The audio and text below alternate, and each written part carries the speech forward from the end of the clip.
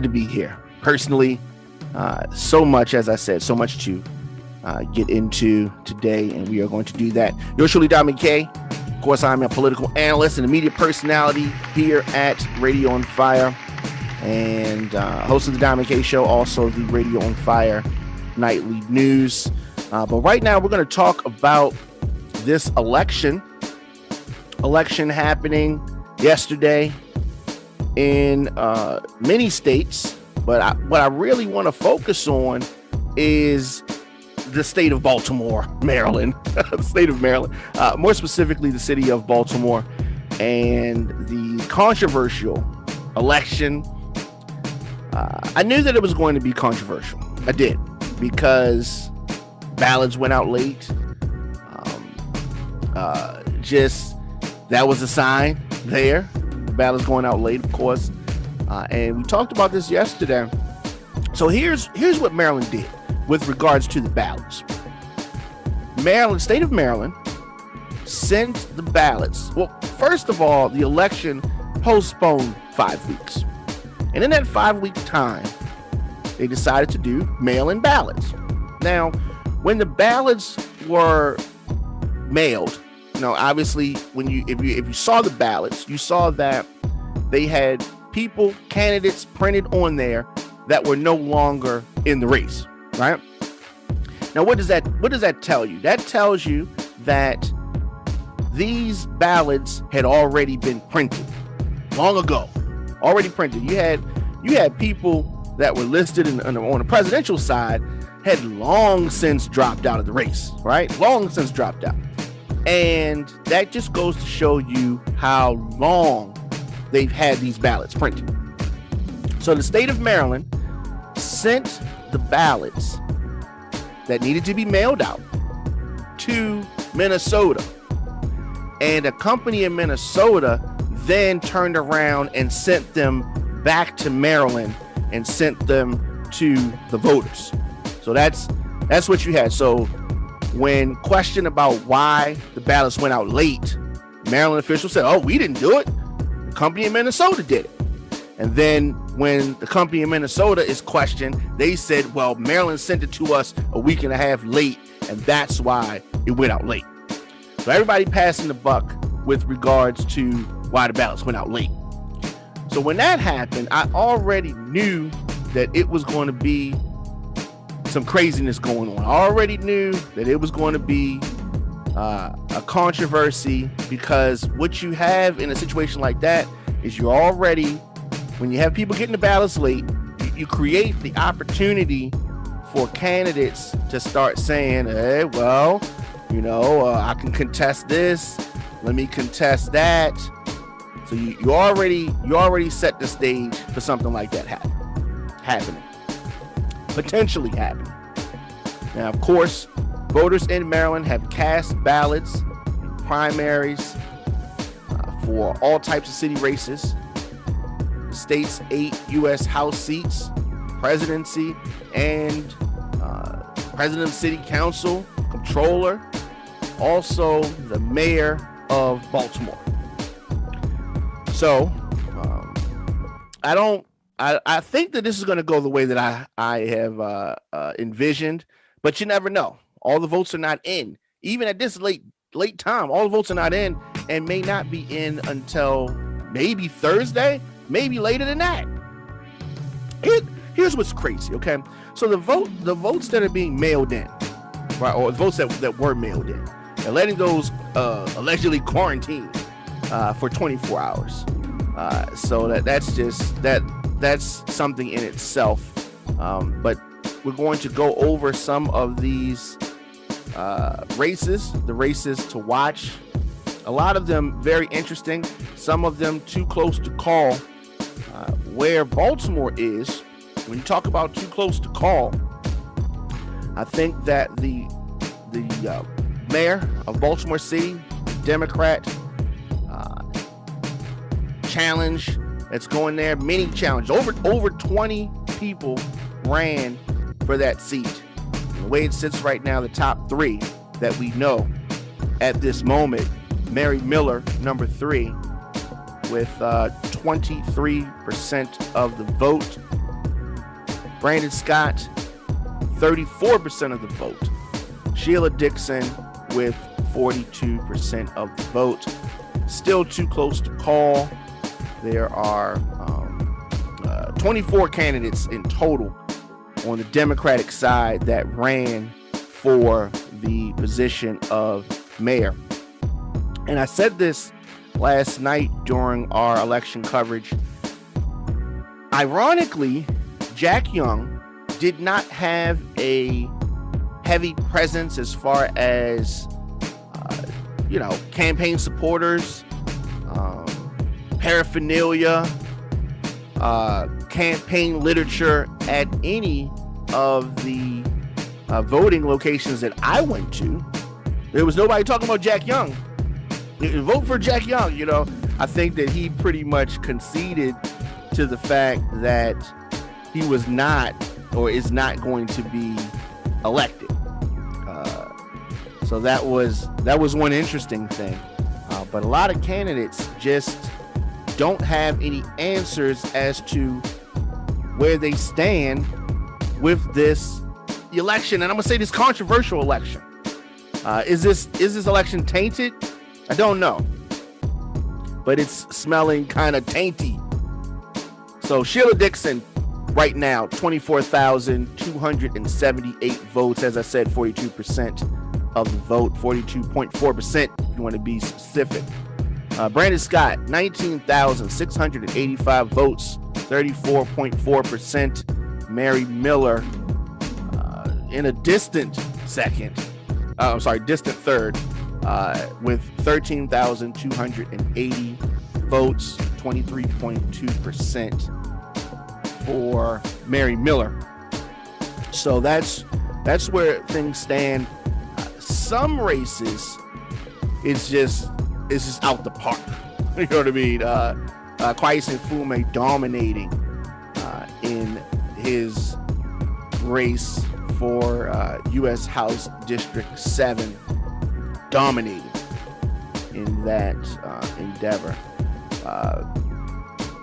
On the Republican side, for the mayor, Republican Shannon Wright has 28.3% of that Republican vote in Baltimore. Catalina Bird has 17.4% of the Republican vote, with William Hurd in a very close third with 15.7% of the Republican vote. Another race that people are very interested in, obviously, is the Baltimore City Council presidency, where you have front runner who is I don't even know if this is important to mention, but Nick Mosby, of course, husband of Marilyn Mosby. Nick Mosby with 29,402 votes, 39.5% of the vote. And Shannon Sneed in a distant second, 20,386 votes, 27.4%. Paul Stokes in striking range of Shannon Sneed with 18,090 votes, just 24.3% of the vote. None of the other contenders are even close. So that's where the those top positions stand. Another interesting one, and I think that this goes to show the power of the media. Why do I say that? The power of the media. Baltimore City Controller on the Democratic side, Joanne Pratt, the incumbent, who has been facing a lot of negative media coverage due to some controversies that she's facing. She is the incumbent, and she you do not have the media covering some of the controversies. I think that Joanne Pratt runs away with this. But with those things being brought to the forefront, you have the challenger Bill Henry leading in the votes right now. Right now is too close to call, with Bill Henry leading incumbent Joanne Pratt. Bill Henry has 37,864 votes, 51.6% of the vote so far. Votes still coming in. Joanne Pratt, 35,463 with 48.4% of the vote. This one, too close to call. Too close to call. And it just goes on and on from there. You've had vote calculations put out, pulled back. What is really good? What is going on? Are people going to contest all of the results? That's where we're sitting at. And we're going to go down some of these city council races individually and see that no one has been declared the winner of anything. They are projected winners, not even there. There's still votes being counted. They're still not opening votes. Who knows? I don't like it. I don't like the way that this whole thing went down. People are going to be, whoever the winners and the losers, people are going to be crying foul. People are going to say, there was funky stuff going on, all kind of stuff. That's where we're at right now. In Baltimore City Council District 1, the votes, just the precinct data is crazy, okay? As of right now, they have just a little bit over 100 votes that they've counted in District 1. What is going on in District 1 for the Baltimore City Council? What is going on over there? Where are the votes? You have an incumbent there who they have in the lead, 79 votes. Where are the rest of the votes at? And challenger Paris, 33 votes. This is District 1. Where are the rest of the votes at? And then when you have something like this, does that make you question the rest of the council votes? I mean, this is a little bit unprecedented. District 2, right now, Danielle McCrae, allegedly, I'm gonna say allegedly, this is 2 of 4 precincts reporting, so half of the votes potentially are not even in yet or not added. 3,174 votes for the incumbent right now, and challengers well below that. But who knows where things are, and we are talking about this in real time, is the information that we have currently. So that could change at the drop of a dime, right? That could change the drop of a dime. So let's continue. In District 3, incumbent Ryan Dorsey is still in the lead, but as I said, just 2 of 4 precincts reporting. Ryan Dorsey with 3,500 votes. Closest challenger, Rain Pryor, with 2,100 votes. But as I said, all the votes not in. Who knows what is going on? How hard is it to count votes? Put some gloves on, open the ballots, count the votes. How hard is that? And the thing, here's what I don't like. This thing about the ballots quarantining, right? Put some gloves on, put your mask on, and count the ballots. People that brought in their ballots yesterday, no quarantine of their ballots, right? You put some gloves on, you count them. What's the big deal? Why do the people have to wait? This infuriates me at a time when we are so stressed, where people are so stressed about everything.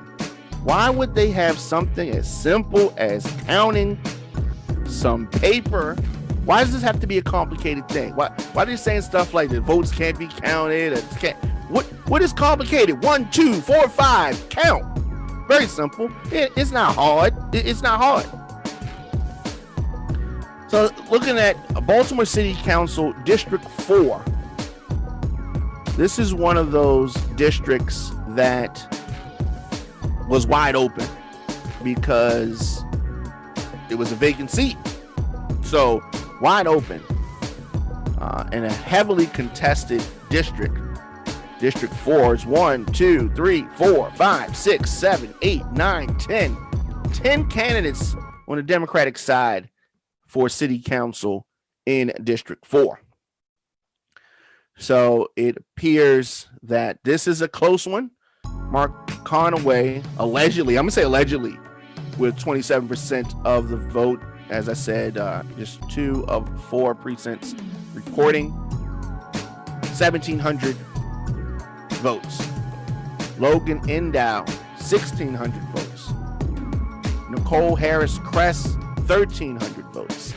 And the votes go on from there. So that race, too close to call. Gonna need more votes in. You can't even project a winner when things are that close. Can't project a winner. So on the district city council, District 5, that one, the incumbent Isaac is, 4,900 votes. Chris Irving, 2,500 votes. But as I said, all the votes are not in. So if more votes come in, Chris Irving could catch up. We don't know. Where are the votes? Did I say where are the votes at already? You just tuned in. It's the Diamond K Show, Radio on Fire, at the Diamond K Show, at Radio on Fire. Yes, I'm amped up because this election is not that hard. But for whatever reason, it comes to Baltimore, we're going to do things the hard way. We're not going to do things the easy way. Oh, no, we're not going to do things the easy way. We got to do things the hard way. And that's where we're at, doing things the hard way. An election that took place 5 weeks after the initial date, plagued with all types of problems, plagued with all types of drama. And contrary to popular belief, I don't like drama. Okay, contrary to popular belief, I do not like drama. But we move forward. Of course, you can join the conversation. Let's do this. People that want to join the conversation can do that. But I'm in a certain kind of mood right now. Baltimore City Council race, District 6. Sharon Middleton, the incumbent, 3,800 votes. Closest challenger, just okay. We need to refresh here. Where were we? Okay, Sharon Middleton, 3,800 votes, 3,807, 66% of the votes so far. And Barksdale with 1,400, only 1 of 4 precincts reporting. So that race could go either way. We don't know what's up with that one. And City Council District 6, the Republican running unopposed, but the Republican's going to get squashed in the general, so there's no need to even talk about that. Another race that I have been following closely, Baltimore City Council District 7, on the Democratic side, James Torrance, 1,828 votes, 36% of the vote.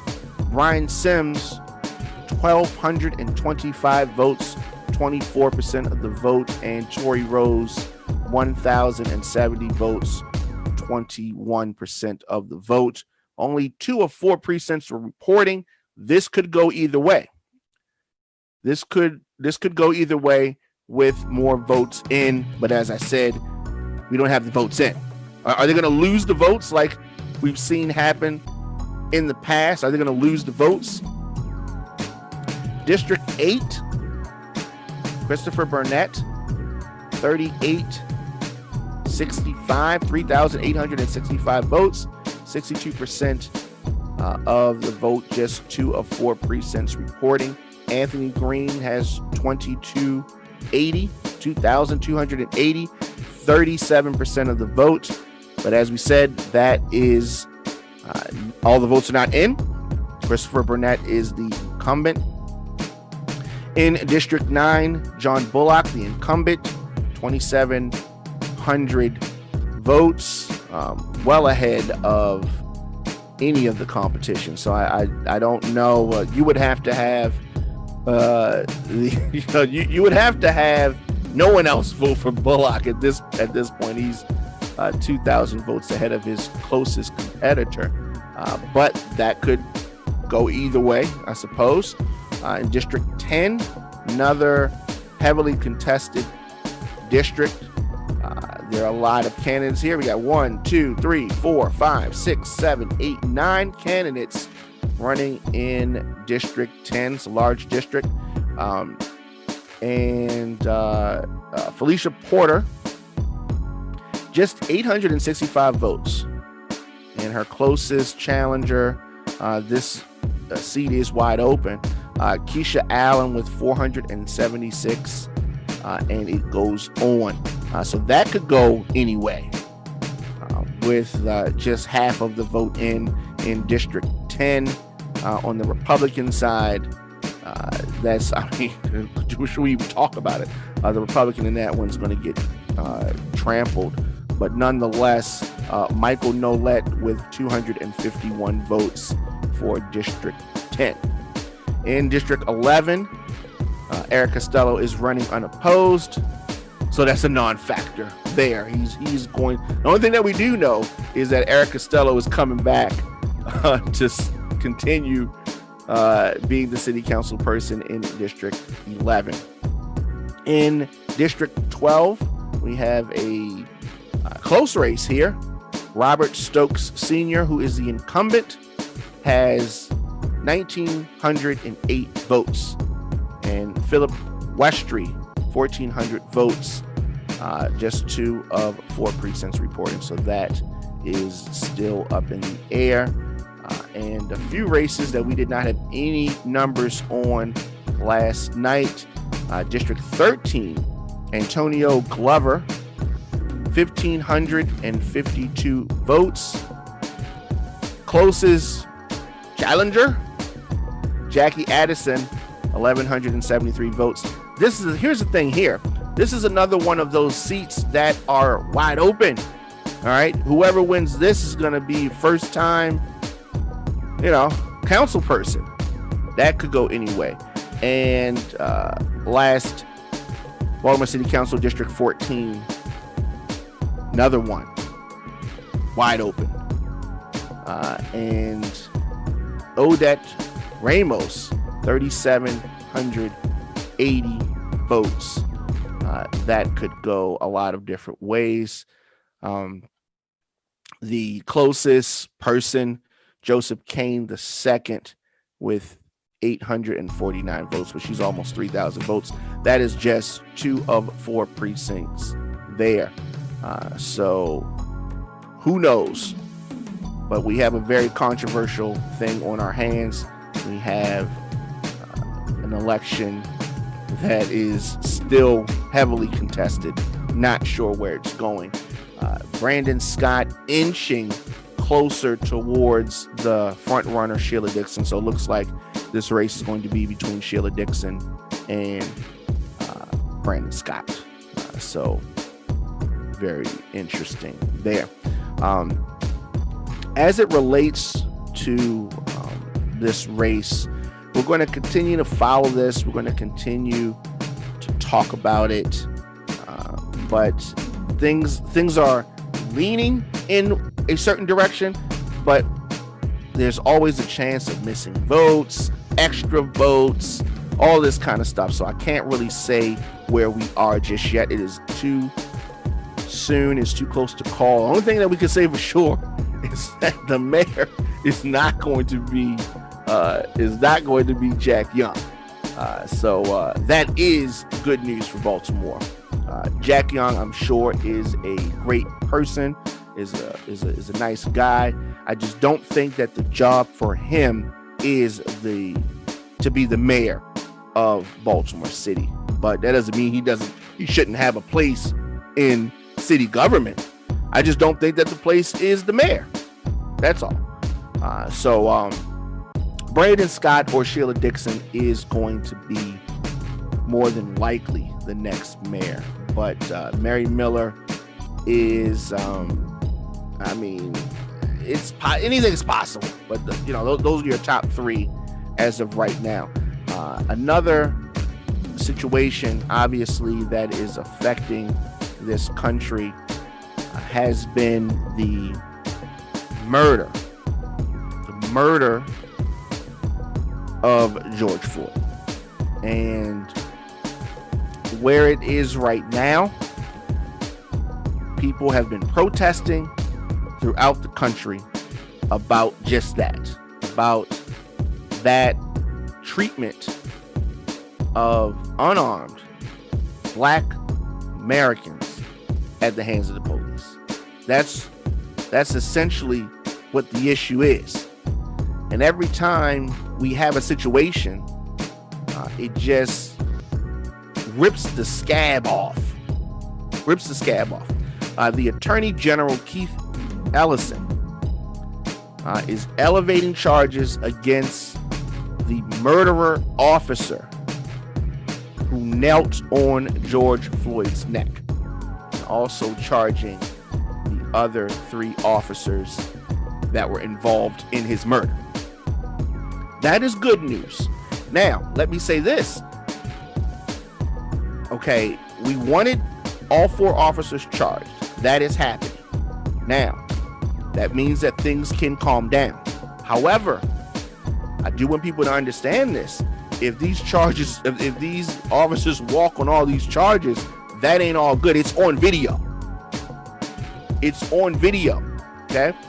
But Attorney General Keith Ellison, as I said, elevating the charges against the former Minneapolis police officer who knelt on George Floyd's neck, and has added the aiding and abetting murder against the other three officers who were at the scene. That's good news. So there's going to be an additional update into this investigation. The former officer who we all saw kneeling on Floyd's neck as he begged for air on May 25th will now be charged with second-degree murder. The other three officers will also be charged with aiding and abetting second-degree murder. That's good. Okay. He was arrested last Friday, charged with third degree and manslaughter. That was not a good thing. The charges were too weak. Now they're increasing. We're going to see what happens. Charges come just days after the governor, Tim Walz, asked Ellison to take over the prosecution, which until Sunday had been handled by the Hennepin County Attorney's Office. And that was not going well. They didn't even want to charge. They wanted to slow down the whole thing. And I think that his statements, the former prosecutor that was handling this, led to some of this protesting that we're seeing. Talking about we need to slow things down. There was evidence that he wasn't murdered. All kind of foolishness. People seeing that the people are tired. Citizens are tired of this. One of the attorneys representing George Floyd's family, Benjamin Crump, released a statement earlier this afternoon praising the arrest and charging of the other three officers and the upgrading of murder charges against Chauvin. The statement came before Ellison's office made an official announcement. Now, this is a bittersweet moment for the family of George Floyd. It said in a joint statement. It's coming from the family and the legal team. Attorney General Keith Ellison took decisive action in this case, arresting and charging all of the officers involved in George Floyd's death and upgrading the charge against Derek Chauvin to felony second-degree murder. Attorneys for the officers, of course, no comment. They ain't got nothing to say right now. Nothing to say. This is a significant step forward on the road to justice, and we are gratified that this important action was brought before George Floyd's body was laid to rest. And the family and the attorney statement continued. This is a source of peace for George's family in this painful time. Statement also urged Ellison to continue the investigation and upgrade the charges to first-degree murder, which carries a life sentence. First-degree murder is what they are looking for. I don't know if they're going to get that, but this, as they said, is an important step in that direction. First-degree murder requires proof of planning out the crime. And I just don't know if they're going to be able to get that planned part. I don't know if they're going to be able to prove that it was planned. How are they going to be able to prove that? It is, it's just like they stalked them and planned it. I mean, I think that bar is going to be very high for them to get. It's going to be very high. Intent. It was intent. It definitely was intent. But this is a sad case. We have seen this. Here's something that I was thinking about. We've had some cases in recent memory that there was video footage for. We had video footage of, and thankfully, because of that video footage, we were able to see some of the atrocities, right? Just think about how many times there was no video available. And they're just taking the lying words of a police officer trying to get off on murder. Think about how many times we didn't have video footage. So the times that we do have video footage, these guys need to be nailed to the wall. Nailed to the wall. That's what I'm hoping happens. Justice. I mean, he's not getting accused of something he didn't do. And he clearly, George Floyd clearly was not a threat at that point, or any point. He wasn't resisting. But so many times we see officers, so-called officers of the law, abusing their power, being brutal with people just because they can.